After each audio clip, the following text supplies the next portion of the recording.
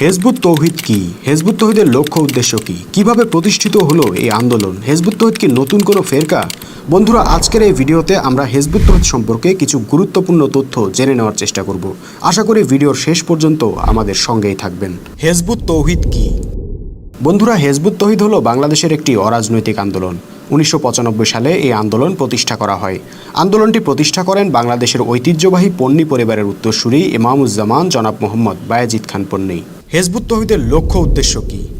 হেজবুত তৌহিদের লক্ষ্য উদ্দেশ্য হলো মানব জীবনে আল্লাহর দেওয়া সত্য দিন কায়েমের মাধ্যমে ন্যায়, শান্তি, সুবিচার ও নিরাপত্তা প্রতিষ্ঠা করা। বন্ধুরা, পৃথিবীর দিকে তাকালে আজ দেখা যায় পুরো মানবজাতি অন্যায়, অবিচার ও যুদ্ধ রক্তপাতে নিমজ্জিত হয়ে আছে। এর প্রধান কারণ হলো আমরা মানবজাতি আল্লাহর সার্বভৌমত্ব বাদ দিয়েছি। তারপর মানুষের সার্বভৌমত্ব মেনে নিয়ে মানুষের তৈরি ব্যবস্থা দিয়ে জীবনযাপন করছি।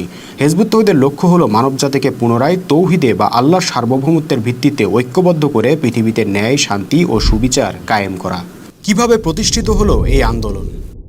হেজবুত তৌহিদের প্রতিষ্ঠাতা জনাব মোহাম্মদ বায়েজিদ খান পন্নী ছোটবেলা থেকেই খুব পড়ুয়া মানুষ ছিলেন। তিনি যখন ইসলামের ইতিহাস পড়তেন তখন দেখতে পেতেন 1400 বছর আগে রাসূল সাল্লাল্লাহু আলাইহি সাল্লাম ও তার হাতে গড়া উম্মতে মুহাম্মদী জাতিটি জ্ঞানে, বিজ্ঞানে, সামরিক শক্তিতে, আধুনিক প্রযুক্তিতে, অর্থনৈতিক সক্ষমতায় পৃথিবীর সেরা জাতি ছিল। কিন্তু বর্তমানে মুসলমানরা পৃথিবীর নিকৃষ্ট জাতিতে পরিণত হয়েছে। অন্য জাতিগুলোর গোলামি করছে, আল্লাহর বিধান বাদ দিয়ে মানুষের তৈরি জীবন ব্যবস্থা অনুসরণ করছে। এই দৃশ্য দেখে তিনি ভাবতেন, মুসলমানদেরকে তো আল্লাহ পবিত্র কোরআনে সেরা জাতি বলে অভিহিত করেছেন। সেই মুসলমানদের আজকের এই করুণ দুর্গতির কারণ কি? আলেমরা বলতেন এটা আল্লাহর পরীক্ষা, কিন্তু তার মনে খটকা লেগেই থাকতো। কোথাও তিনি এর সদুত্তর খুঁজে পেতেন না। অবশেষে একটা পর্যায়ে তার সামনে সত্য উন্মোচিত হতে লাগলো। কখনো চিন্তা করে, কখনো বা চিন্তা না করেই বিভিন্ন প্রশ্নের উত্তর পেতে লাগলেন তিনি। এক পর্যায়ে তার সামনে ইসলামের প্রকৃত আকীদা, উম্মতে মুহাম্মদের উত্থান পতনের ব্যাখ্যা, ইসলামের প্রকৃত রূপরেখা, তৌহিদের সঠিক অর্থ ইত্যাদি দিনের আলোর মতো পরিষ্কার হয়ে গেল। তিনি বুঝতে পারলেন হেদায়ার এই জ্ঞান স্বয়ং আল্লাহর পক্ষ থেকে এসেছে এবং সেই সঙ্গে এই হেদায়াকে প্রতিষ্ঠার দায়বদ্ধতাও তিনি উপলব্ধি করতে পারলেন। আর সেই উপলব্ধি থেকেই সমস্ত পৃথিবীতে পুনরায় আল্লাহর তৌহিদ ও তৌহিদ ভিত্তিক সত্যদিন প্রতিষ্ঠার জন্য তিনি গঠন করলেন হেজবুত তৌহিদ আন্দোলন। হেজবুত তৌহিদ কি নতুন কোনো ফেরকা? আসলে হেজবুত তৌহিদ নতুন কোনো ফেরকা নয়, বরং সকল প্রকার ফেরকাবাজি বন্ধ করে পুনরায় মোমেনদেরকে ঐক্যবদ্ধ করার জন্য হেজবুত তৌহিদের আবির্ভাব হয়েছে। আমরা সবাই জানি ইসলামের নীতি হলো সকল মোমেন জামাতবদ্ধ থাকবে ও একজন অবিসংবাদিত ইমামের হাতে বায়াত নিয়ে তার নেতৃত্বে দিন প্রতিষ্ঠার সংগ্রাম চালিয়ে যাবে। উদাহরণস্বরূপ রাসূল সাল্লাল্লাহু আলাইহি সাল্লাম যতদিন জীবিত ছিলেন সাহাবীরা তার হাতে বায়াত নিয়ে জামাতবদ্ধ ছিলেন। তিনি ইন্তেকাল করার পর সকল মোমেনরা আবু বকর রাদিয়াল্লাহু আনহুকে ইমাম হিসেবে মেনে নিলেন এবং তার হাতে বায়াত নিয়ে জামাতবদ্ধ হলেন। এরপর ইমাম হলেন উমর রাদিয়াল্লাহু আনহু। এভাবে মোমেনদের জামাত চলতে থাকলো। কিন্তু ইতিহাসের কাল পরিক্রমায় আজ আমাদের মধ্যে মোমেনদের সেই জামাতও নেই, ইমামও নেই। ফলে পুনরায় একজন ইমামের হাতে বায়াত নিয়ে মোমেনদের অখণ্ড জামাত গঠন করার প্রয়োজন হয়ে পড়েছে। বলা বাহুল্য, সেই নবগঠিত জামাতটাই হলো হেজবুত তৌহিদ। আসলে হেজবুত তৌহিদ কোনো মানুষের ইচ্ছায় গঠিত হয়নি। আল্লাহ স্বয়ং এই আন্দোলন গঠন করিয়েছেন তার মনোনীত বান্দাকে দিয়ে।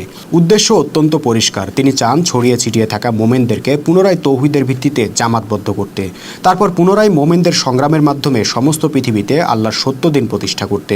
সেই লক্ষ্যেই সংগ্রাম করছে হেজবুত তৌহিদ। এখন আপনি বলতেই পারেন, পৃথিবীতে 800 কোটি মানুষের মধ্যে কয়জন মানুষ হেজবুত তৌহিদ করে?